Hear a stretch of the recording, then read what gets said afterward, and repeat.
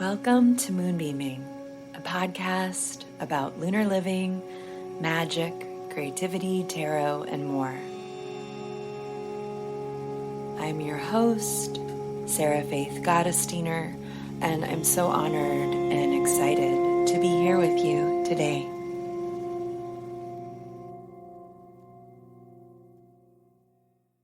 Hello and welcome. You're listening to Moonbeaming, a podcast about the mythical and the mundane.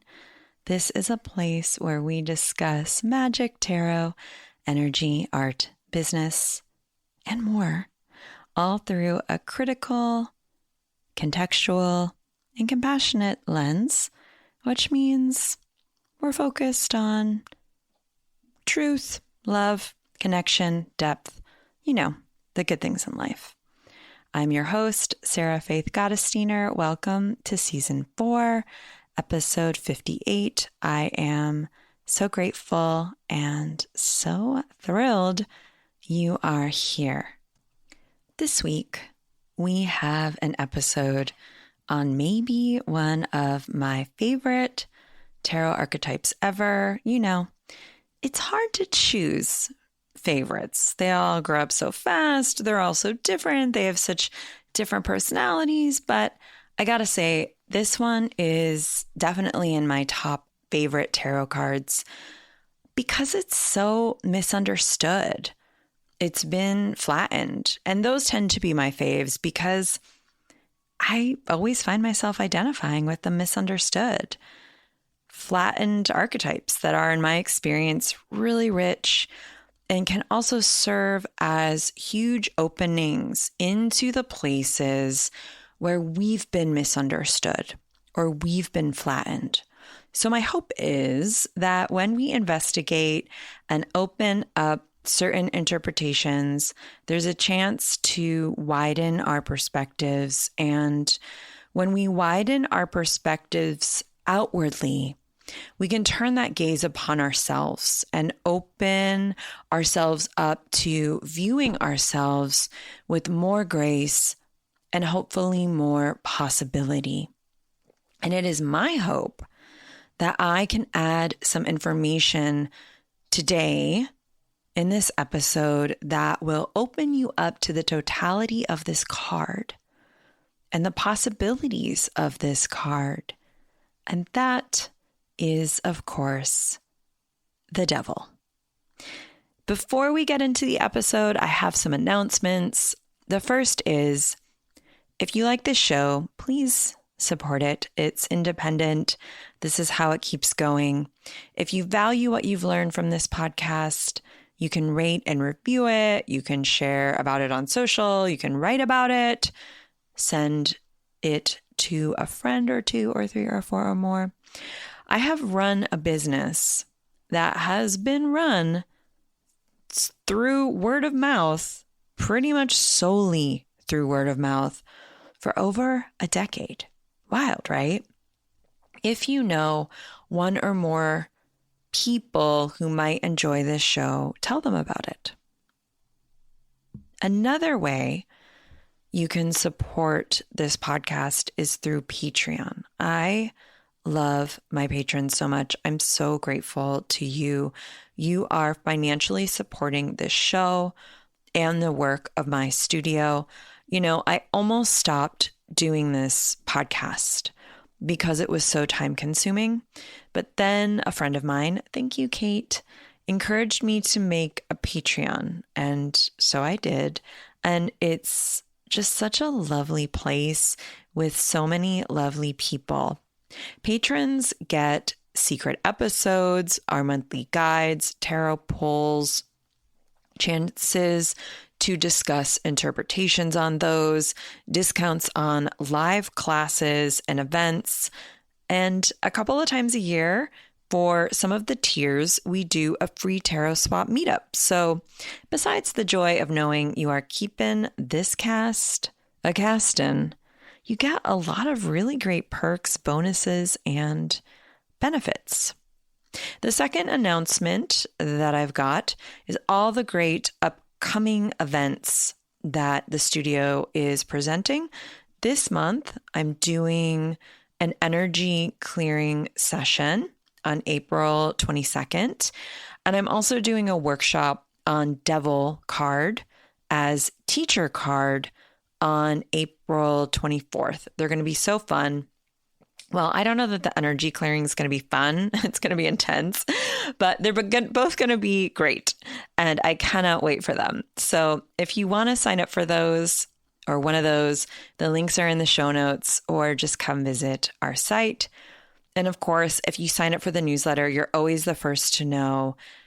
The energy clearings in particular, they tend to sell out, and they tend to sell out relatively quickly.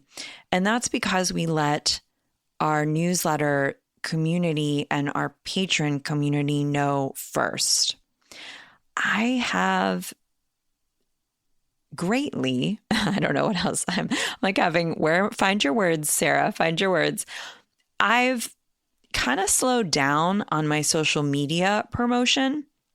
It's really the last place I share is on Instagram or Twitter. So the main ways to know what's going on and what I'm offering is by signing up for our newsletter or our Patreon. Lastly, in May, starting in about 1 month, I'm doing a workshop series on boundaries called Better Boundaries, Practices for Highly Sensitives, Creatives, Witches, and Business Babes. I'll be sharing more about it, I think, here, but it's all starting from this place of intrinsic boundaries. And then we move on to the nervous system and attachment styles. We talk about energetic hygiene and energetic boundaries, magic and boundaries in business, and so much more. We're going to be also like a touch talking about societal programming, the programming society gives us based on our gender or our race, and how that affects our ability to get our needs met and have our basic humanity honored. I always feel like boundaries are such a feminist issue and an intersectional one. And I really felt called to teach a workshop series on boundaries that I don't see being talked about, or I don't see existing. There's been so many misconceptions about what boundaries are and how they can function. Boundaries aren't only about being able to say yes or no or to advocate for yourself, and they are all about that for sure. But they're also about having a deep connection with one's intuition, energy, self-trust, and really softening and deepening into a stewardship of the self. And we can't talk about boundaries without talking about being sensitives or the nervous system or attachment styles. This is not a class series for folks without boundaries. It's a class series for folks who want to practice having better boundaries, who would like more education about intrinsic boundaries, energetic boundaries, with some doses of witchcraft, spirituality, and of course, practicality, all stirred into a lovely series. This is definitely a topic near and dear to my heart. Boundaries have saved my life as a highly sensitive human being with ADHD. It's it's one of the few ways I can do what I do. It's probably the main reason I can run a business.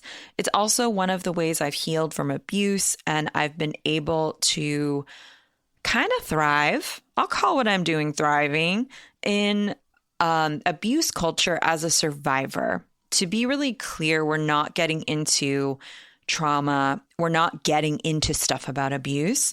We'll be going into education and into practices.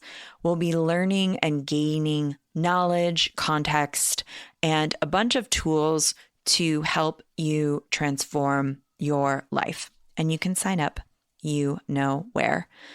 Okay, that's all the announcements. I cannot wait to see you this spring. And now let's get into the episode and do a deep dive into Le Devil.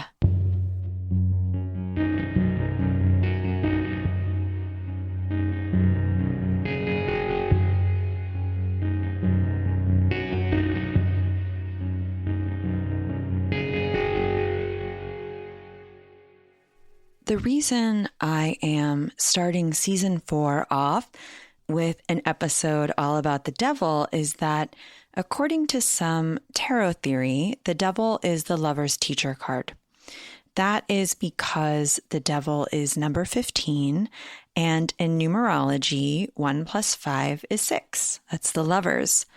To be clear, you don't have to believe this or follow this reasoning, because why? This is all made up. Humans made this all up, like everything else, to explore structures and systems in hope of illumination, consciousness, and growth. I love utilizing teacher cards personally to explore the different archetypes, to open up relations and conversations about the archetypes. And the devil really does help us understand the lovers, and the lovers helps us understand the devil. I'm going to go into all of it in my upcoming workshop, so I'm going to save all of that for then, not now. But today, I want to offer up some grounding in this archetype. I'll go over some of the more stereotypical meanings, and I'll offer up quite a few different ways to view this card. So we all know the devil, and we all know what, as tarot readers, we've been trained to think about this card. The common keywords for this card are addiction, control, depravity, ruin, entrapment, fear, punishment, the shadow, excess, unchecked urges, unhealthy attachments, and a ton of other negative kind of stuff. Do I agree with the traditional keywords? Well, yeah, sure. There's always some truth to those keywords. If the devil pops up as a warning about something unhealthy, heed that warning if it's appropriate.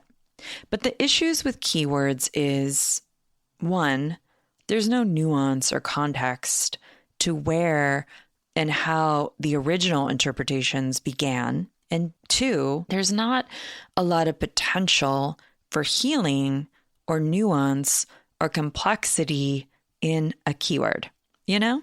So it's always but and. It's always both and.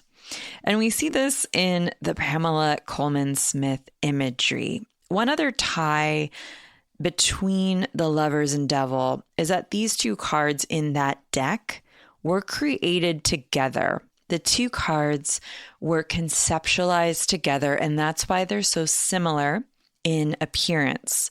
In the devil card, it looks as though we're indoors. We certainly aren't outdoors, which is interesting because few cards in the major arcana are indoors. In this image, we're cut off.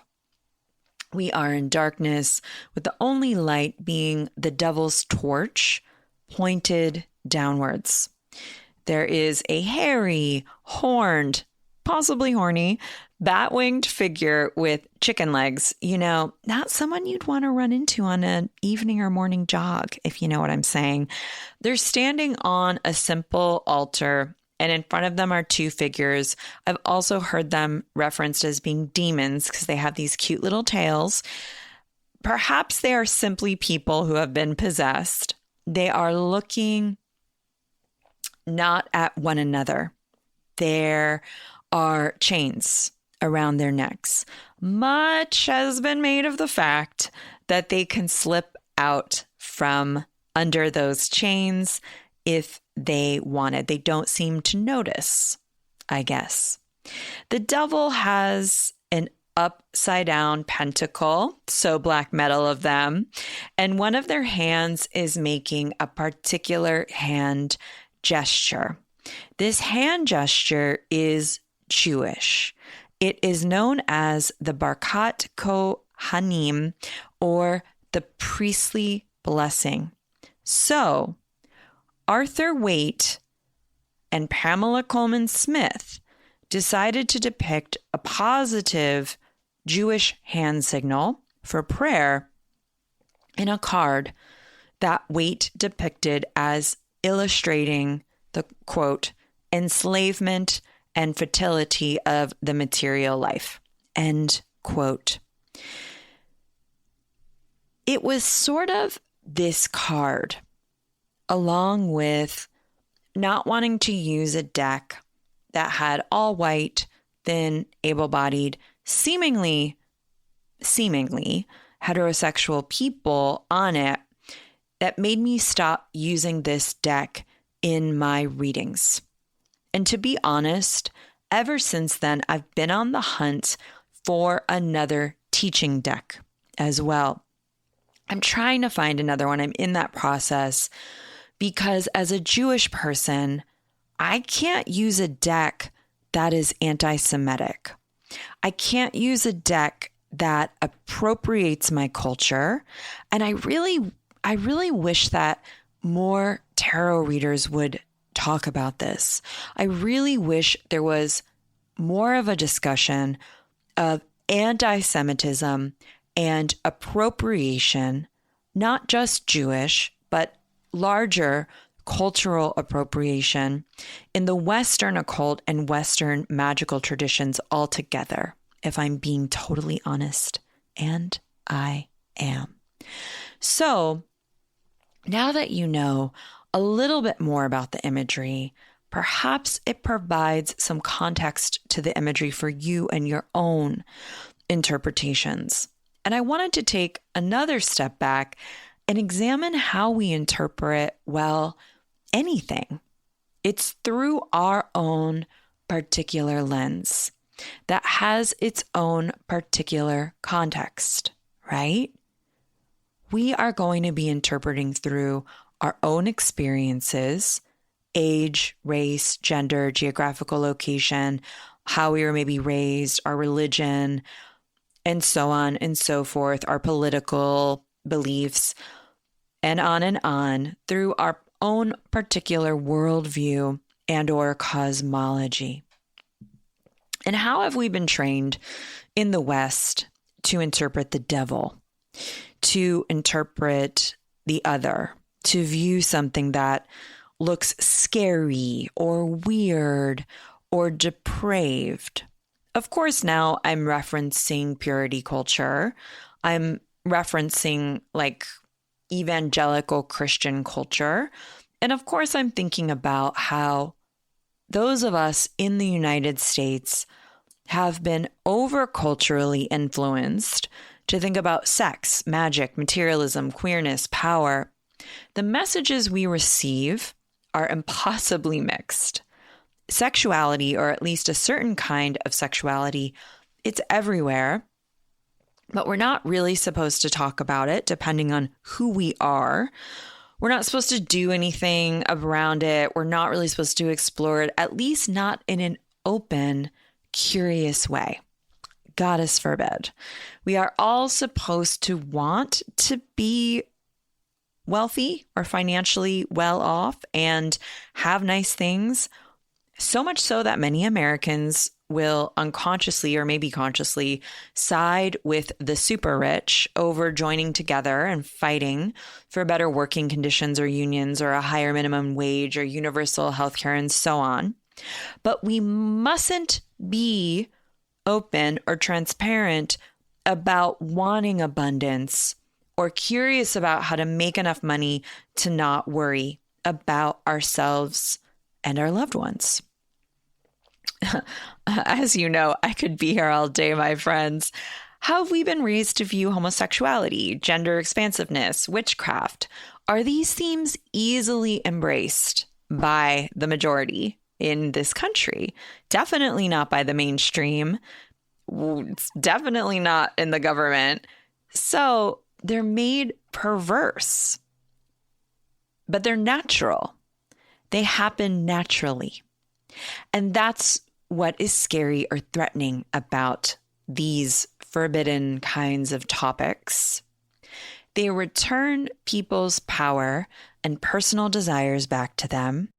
They can broaden perspectives, and they can help folks with personal liberation, which leads to collective liberation. Because freedom is infectious, is it not? You see someone acting with freedom, living in their truth, and it's inspirational, is it not? I mean, maybe it isn't if you're so mired in shame and self-hatred, then someone else's authentic freedom becomes a threat, doesn't it? I love this Serena Williams quote. You see, when someone is different, when they don't act or look how a person assumed they would, the first reaction is often fear. They think, how do we break them? My dad anticipated that, but he would not allow himself or his family to be broken. The artist Alok, in their book Beyond the Binary, writes, power can be defined as the ability to make a particular perspective seem universal. Control is how power maintains itself. Anyone who expresses another perspective is punished. The Devil card addresses all of this and more. If you want to know what the greater themes of some of the stereotypical harder cards are, extend that theme. The Death card ultimately is about life. The Devil is ultimately about liberation.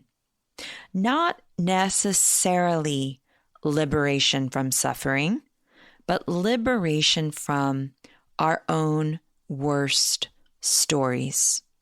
Liberation from our shame. Liberation from all that we were told or taught or made to believe about ourselves that somehow made us bad or wrong or unlovable. Those are the stories that keep us trapped, ultimately.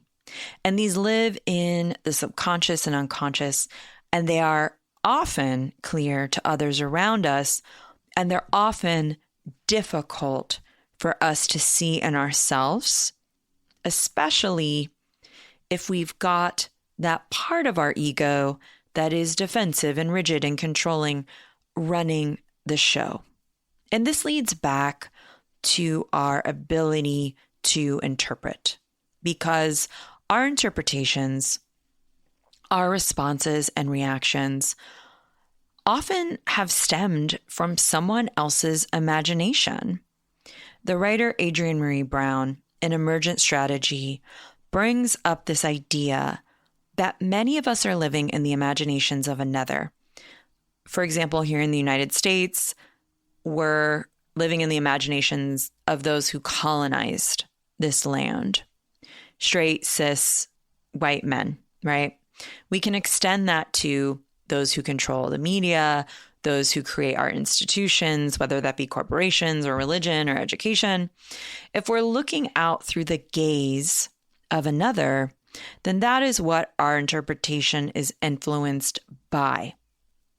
So in order to reinterpret, to understand our perspective, our intuition, our own wisdom, we've got to reclaim our own imagination. And in doing so, we not only liberate ourselves, but again, in time, there is the possibility to liberate one another.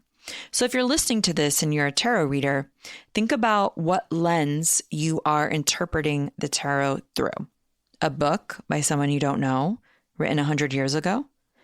Does it stem from a quickie little Google search? Is there another source? Is it your intuition, your own experience, or certain teachers that resonate with you, combined with your own extended research? Can we use the Devil to break free from our own unconscious biases with just about anything, including our own spiritual practices? In this way, the Devil is one of the most powerful cards in the majors, because the Devil is where we break the patterns that keep us afraid, separate, stuck, ashamed, It's where we self-sabotage. It's why we self-sabotage. It highlights our very tender places. And these places are tender in part because we were not taught how to view them in a supportive, compassionate way. Those places are tender also perhaps because we weren't given a chance to let them breathe or let them be processed or seen. So we hide them or ignore them. But just because you are ignoring something doesn't mean it's not there. It can grow. It tries to get our attention. Perhaps it starts ringing the alarm. And often that's how we finally can access our unconscious or subconscious, by seeing where we are trapped, where like previously we could not, or examining where we feel compulsion that is often stemming from an unknown but really potent place. That could be our subconscious beliefs, those blueprints that create our habits, which then creates our larger patterns that keep us stuck, that keep us trapped, that we could get out of if we wanted to, but maybe we can't even see that we are chained. The devil makes the unconscious conscious. And you all know what everyone's favorite do as I say, but not certainly as I do, problematic psychoanalyst and writer Jung said, until you make the unconscious conscious, it will direct your life and you will call it fate. How do we see the unconscious or the subconscious? It's all around us. Look at your life. Look at the themes that bring you pain, frustration, or shame. Where you find yourself in a hard place, in a lonely place, saying, oh, geez, this always happens. Or in a particular painful pattern that highlights a particular separation from self, but you just kind of accept it. Like, oh, well, here I am working late again. Or, well, I guess I'm the one who has to pick up all the laundry because no one else is going to do it in the house. Or, well, I guess I'll let my partner make us late to this really important event again, even though it makes me mortified and the resentment in my body feels like a poison. It's in those moments as well. It's also in the tiniest little microscopic moments when we decide to scroll instead of put the phone down or stretch our bodies, when we're about to apply for a certain grant or job, but at the last minute, before we hit send, we decide we're not good enough anyway, and it is banished into our drafts. It's what keeps popping up as a desire, like, I think I want to travel more, or I need to rest more, but keeping it at arm's length, like, one day I'll figure out how to get more sleep, or one day I'll take that class or have that conversation. But now I'll keep being here in this uncomfortable zone where I don't advocate for myself or invest in my imagination or growth, because that uncomfortableness, that scarcity, that lack, it's familiar. It's become a habit. What do they say? The devil you know? The devil can often highlight where we betray ourselves, where we separate parts of ourselves. First, maybe in order to survive or to be loved, which for some of us is synonymous with survival.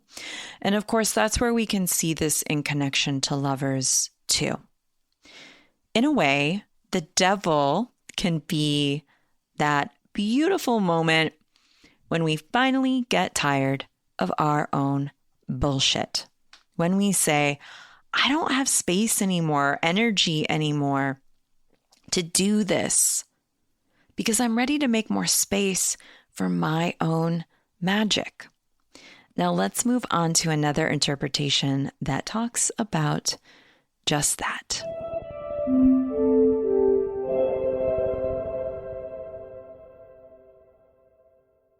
So I wanted to spend more time with the symbology and imagery in this archetype.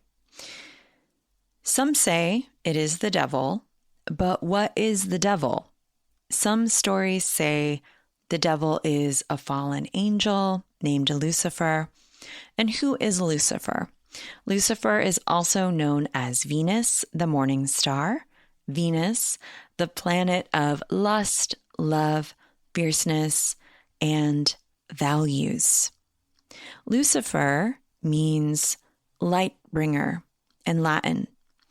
Light in Jewish mysticism is about levels of perception, how well we can see and how we see.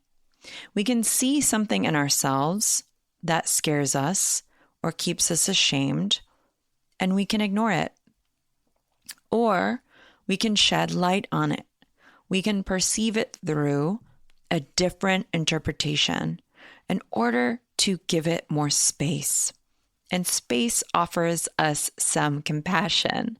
And compassion offers us solutions. We cannot solve a problem in the same energy it was created in. Lucifer, also known as Satan, our friend Satan, had to be created because God had to be entirely good. God could not be evil and good. That would be too confusing, wouldn't it? So Satan had to be created, and because of this, the devil can be the patron saint of the scapegoat, the unfairly accused, the ones who get darvoed, the misunderstood ones. We see that this sometimes happens in the process of colonization. A common occurrence would be that those colonizing a group of people would turn those people's deities or gods into the devil. We see this with Medusa. Medusa was a fertility goddess in North Africa with snakes for hair, and this group of people were colonized by the Greeks, and Medusa got demoted, got changed into a very scary figure. Hecate got demoted as well, cast out of her former rulings to become a goddess of the liminal, a goddess of the outcasts, the crossroads, the patron saint of magic and witches. Other interpretations of this horned figure say it's Dionysus, it's pleasure, debauchery, fertility, drama, wine, the grape harvest, orchards, fruit, vegetation, fertility, insanity, ritual madness, ritual ecstasy, theater, and ancient Greek religion and myth, also known as Bacchus, which was the name adopted by the Romans, also referred to as the liberator. This god's wine, music, and ecstatic dance freed his followers from self-conscious fear and care and subverted the oppressive restraints of the powerful. I think of polytheism, of animism, when I think of the devil. I think, well, maybe we're looking at the shadow of the devil in this depiction, an illustration of wildness, trapped inside, plucked from outside revelry, and forced to exist in an unnatural state. I also think of the upside-down pentacle, the pentagram, which historically has been used by witches, by those who practice magic, those who are feared for practicing magic, those who collaborate with the elements, with spirits, with their natural abilities to live with intention and grow and heal. So, of course, this would be scary to those who are afraid of their own magic. I also think of the two cards above the devil on lines 1 and 2, which is the magician and strength. The magician plus strength equals the devil. How powerful is that? And for sure, this can go awry. I don't want any of you thinking that I'm like Little Miss Sympathy for the devil. I'm not. An egotistical, misguided magician harnessing their unchecked nature turns into a scary ass devil, to be sure. It's scary to be around those who abuse their power, those under the control of greed, substances. It's scary to be around those who are unconscious or motivated by violence. Is it not? So we do want to watch out for all of that with this card. We do want to be mindful about ourselves and those around us who might have their inner devils getting carried away. However, in my readings, when readings with clients, I usually witness something different. The majority of those readings, shockingly enough, I know, are women and queer people.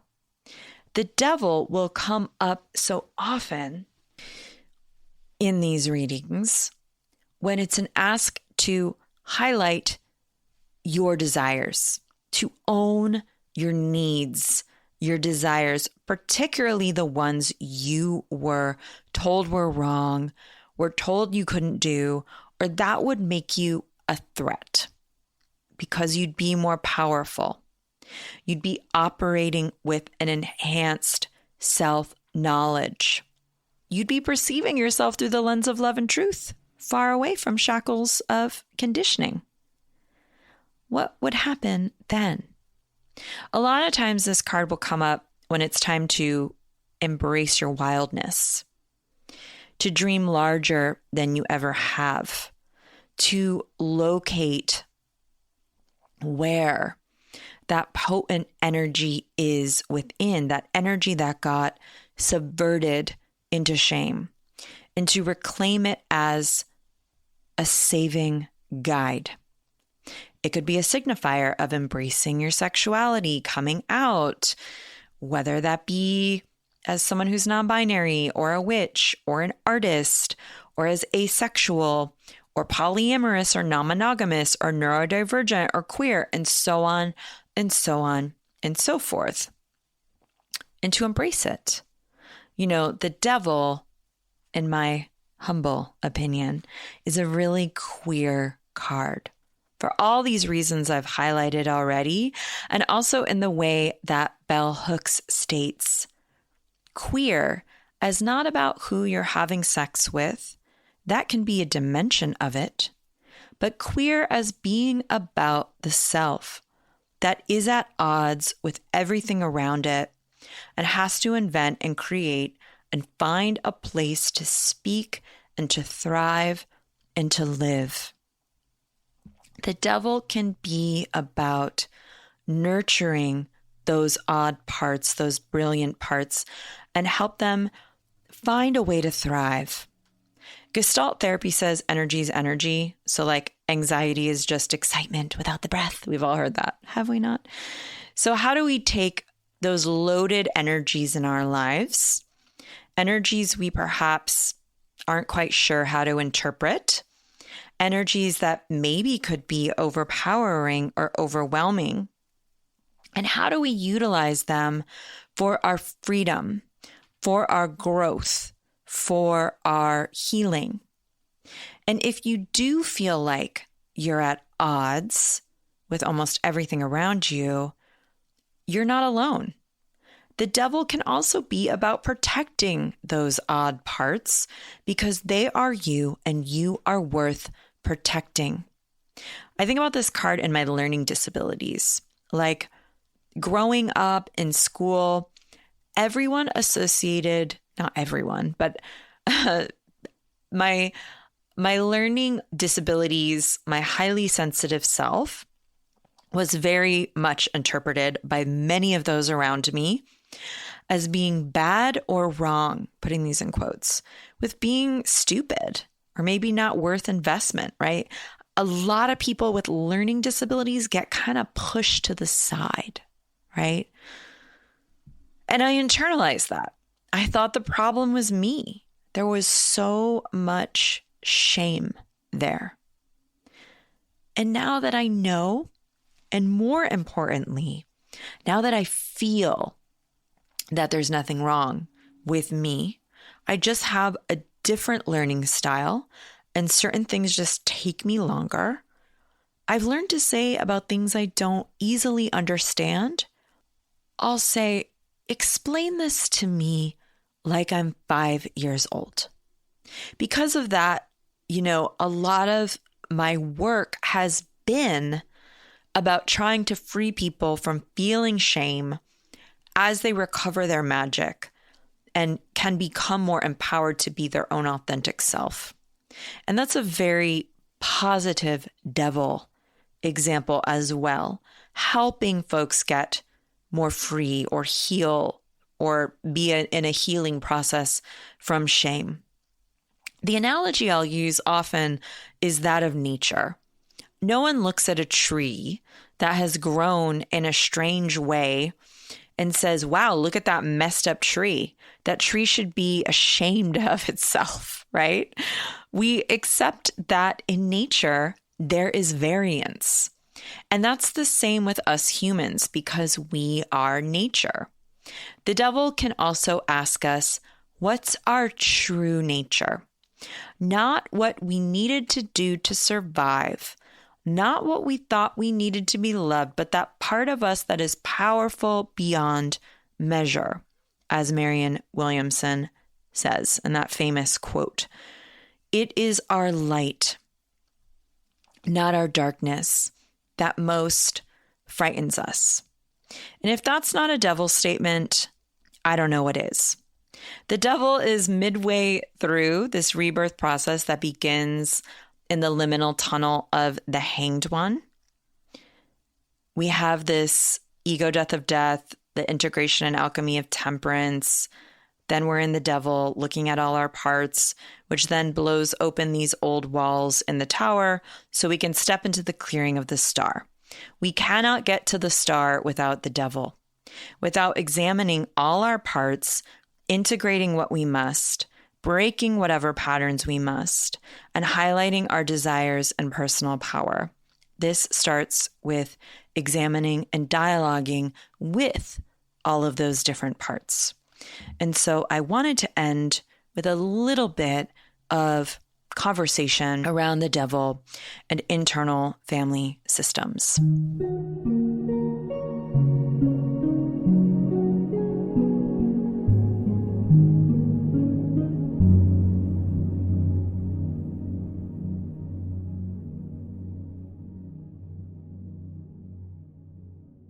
I recently read the book No Bad Parts by Richard Schwartz, and I immediately started thinking of the devil. Schwartz developed a methodology called internal family systems. In a lot of ways, it's what magical practitioners and psychologists and students of psychology, can vibe with. They kind of already know. It's that we're made up of different parts. There's all of these different facets of self, all trying to keep us safe. It's Jungian. We have the ego, the id, the shadow, the conscious self. But Schwartz remixes that a bit into different terminologies and usages, and certainly has his own methodology to help folks deal and heal with all of these different parts. The first thing he underscores is that there is a coherent self, which he uses a capital S for.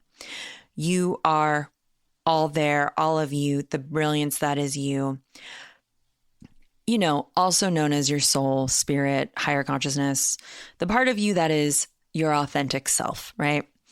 However, he speaks about a couple of distinct parts that will show up in folks, and one is the exile. Exiles are parts that are in pain, shame, fear, or trauma. This is usually from childhood. Exiles are healed only when the protective parts have given permission, and only when the exile is ready to let go of the trauma. The parts that protect the exile are the manager and the firefighter. By the way, not loving the terminology, but here we are. The manager is the protector. These parts handle the way a person interacts with the external world. An example of this could be like perfectionism that protects us from not being picked on or disliked or making mistakes. The manager wants control, right? Also a trauma response, as we know. Firefighters are these parts that can emerge when exiles leave wherever they're hiding or being repressed from, and they want attention. And so these parts will often distract us with like extreme behaviors, impulsive behaviors like rage or drug use or workaholism or like other attention seeking or distracting kind of behavior. Once a person's parts learns to trust that they don't have to protect so much and could allow the self to lead, some degree of self could be present for all their decisions and interactions. So of course, I'm looking at the devil card. I'm thinking about the devil being the exile running the show. I'm thinking that the angel on the lover's card, Raphael, let's just say Lucifer, an exiled angel, a fallen angel, becoming exiled into the devil or demonized. The word demon derives from Greek and originally meant a supernatural being of divine power who influences a person's character or provides them with divine inspiration. There weren't negative connotations associated with the original word. That angelic self, that intuitive self, the wisdom. Maybe it got trapped, warped, controlled. And the two figures there are the protectors, that manager and the firefighter, or the ego and the shadow, or the ego shadow self, whatever terminology makes most sense to you. Maybe that's what the devil is asking you to explore. The different parts of yourself that have information and value. Maybe it's time to focus on embracing them. Maybe instead of either overly identifying with or overly separating yourself from your shame, your pain, you listen to it and you interpret them from a different lens. I have a lot more to say about this card. Shocking, right? Patrons, there will be more for you about this archetype that is either posted by now or in the next few days. So look out for that. And if that was useful and got you thinking and you want to know more, join me for my Tarot Constellations workshop on April 24th. We're diving into this now because the devil is the lover's teacher's card. We're in eclipse season, which is great for breaking habits, looking at shadows. I'd argue that this is a time where we can really see the unconscious made conscious, where we get different perspectives, where we can change long-standing patterns that are not helping us. So it's a great time to see how we can use the archetypes for awareness. If you're a tarot nerd, it's a safe space to share and learn. Our last Tarot Constellations class was incredible. It was filled with so many amazing people who all had a love of tarot in common. Everyone who signs up gets the replay. It's yours to keep forever. Thank you so much for being here. Until soon, sending everyone so much love. Moon Beaming is brought to you by the Moon Studio. It is created and hosted by me, Sarah Faith Gottesdiener. It is edited by Rose Blakelock with a lot of additional help from Hazel Frew. It is supported by our beautiful patrons, which you can join over at patreon.com, The Moon Studio. If you would like to further support the podcast, you can sign up for a sponsorship. You can rate and review it or share it with your friends or on your social media. Thank you so much for being here.